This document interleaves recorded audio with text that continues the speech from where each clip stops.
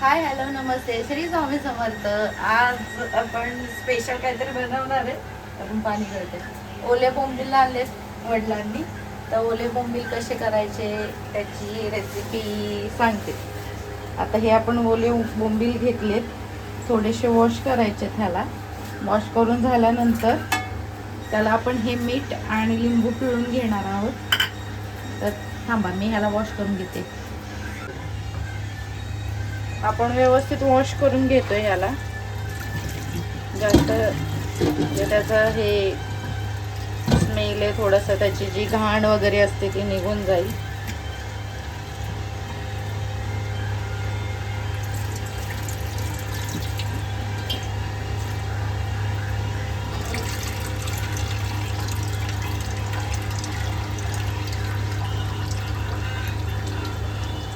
आपण बऱ्यापैकी याचं पाणी काढून घेतले।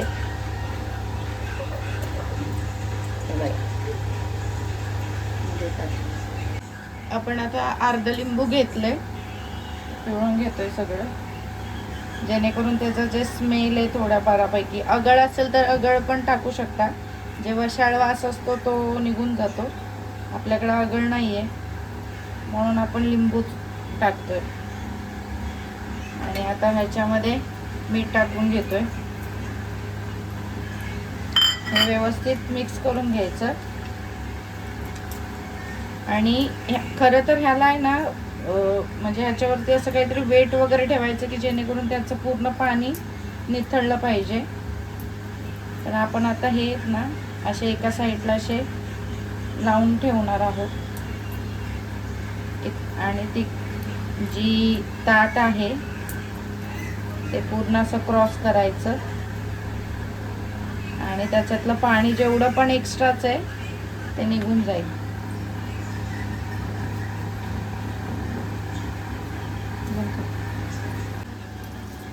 एक तर आपल्याकडे बांधायला ऑप्शन नसेल किंवा असं वेट त्याच्यावरती ठेवायला नसेल, पाठा वगैरे, तर हा एक ऑप्शन आहे की तुम्ही हे अशी वाटी किंवा काहीतरी त्याच्या मागे प्लेट ठेवायचे आणि हे असे क्रॉस ठेवायचे, जेणेकरून त्याचं जे एक्स्ट्राचं पाणी ते सगळं निघून जाईल आणि हे जे बोंबील आहेत तेच बऱ्यापैकी कोरडे होतील। तुम्ही असं पण ठेवू शकता जर तुमच्याकडं म्हणजे काय म्हणतात कापड वगैरे अवेलेबल नसेल तर। आणि हा सगळ्यात बेस्ट ऑप्शन आहे। असं कापडवरती असे एकत्र ठेवायचे जेवढे जमतील तसे।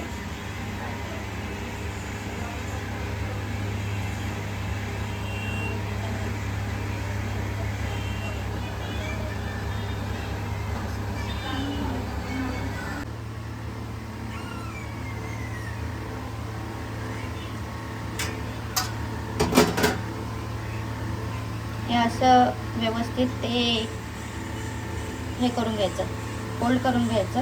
आणि ह्याच्यावरती तुमचं जेवढं वेटचं काय असेल ते तुम्ही ह्याच्यावरती असं वेट ठेवायचं आणि ह्याच्या खाली चाळण ठेवायची, जेणेकरून ते चाळणीमधून ते पाणी एक्स्ट्राचं निघून जाईल। ही जी चाळण आहे आपल्या पुरणाची किंवा दुसरी, ह्याच्यावरती आता वेट ठेवून द्यायचं।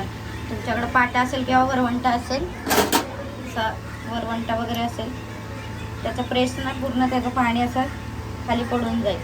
त्याच्या खाली ताट वगैरे ठेवा म्हणजे पाणी निघून जाईल आणि कोरडे पडतील बोंबील। आता आपण हे बोंबील ते जे कपड्यामध्ये हे केलेले पाणी निथळायसाठी ठेवलेले ते काढून घेतले। अशा प्रकारे आपलं पाणी सगळं बऱ्यापैकी निथळले। हे बघा असे कोरडे झाले पाहिजेत बोंबील। आणि त्याच्यासाठी आता आपण हे कोटिंग मॅरिनेट करण्यासाठी त्याच्यामध्ये चटणी लाल तिखट टाकणार आहोत। आपलं जे लाल तिखट आहे आपल्या पद्धतीचं मालवणी, आणि लाल मिर्च पावडर आणि थोडीशी मीठ टाकणार आहे। तर मीठ टाकून घेऊन हे आपण मिक्स करून घेतोय व्यवस्थित। सगळं ते मच्छीला सगळं ते लागलं पाहिजे मसाला। आणि आपण आता दुसऱ्या ताटामध्ये 2-3 वाटी वाटीमध्ये 2-3 चमचे रवा घेतलाय, थोडीशी हळद टाकून घेतले त्याच्यात, आणि हे तांदळाचं पीठ आहे 1-2-4 हे। आणि त्याच्यामध्ये आपण मच्छी मसाला फ्राय तो आपण त्याच्यात 1-2 चमचे टाकणार आहोत आणि हे मिक्स करून आपण हे दुसरं मोठं टोप लाव की एखादं. मिक्स करून घेतोय आणि ह्याच्यामध्ये आता हे जे पीस आहेत सगळे व्यवस्थित एक डीप करून तेलामध्ये फ्राय करणार आहोत.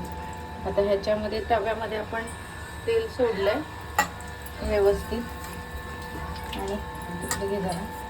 तर अशा प्रकारे आपण हे बोंबीलला जे केलेलं आहे मिश्रण ते लावून घेतोय. व्यवस्थित कोटिंग करून घ्यायचं त्याला आणि असं फ्राय करून घ्यायचं आहे.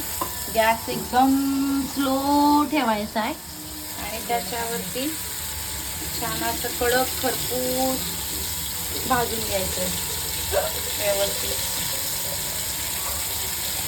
हे थोडंसं तेल पसरून घ्यायचं आहे. आधी थोडं केलेलं त्याच्यामुळे, कारण की साईडला जर तेल नसेल तर ते बोंबील आहेत ते त्याला चिकटलं जातं. त्याच्यामुळे हे आपण असं आता टाकून घेतलं आणि जेव्हा आपण हे पहिल्यांदा हे टाकतो तर एक अर्धा मिनटासाठी आपण हा गॅस मोठा करून घेतोय. बरोबर अर्धा मिनटानंतर आपण तो गॅस स्लो फ्लेममध्ये करायचा आहे की जेणेकरून त्याचं जे कोटिंग आहे ते क्रिस्पी राहील.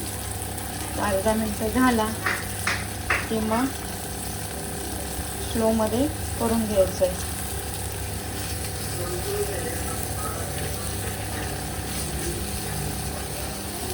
अर्धा मिनटं झालेलं आहे. आता आपण गॅस स्लो करतोय.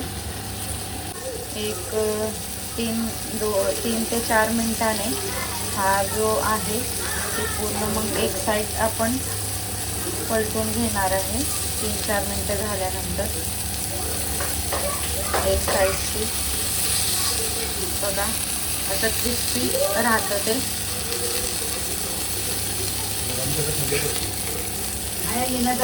क्रिस्पी होतात आणि त्याच्यानंतर अशा प्रकारे आपली सोपी रेसिपी, कमी साहित्य आणि सर्वांना आवडणारी चव अशी हॉटेल स्टाईलमध्ये कुरकुरीत बोंबील फ्राय करून रेडी आहे.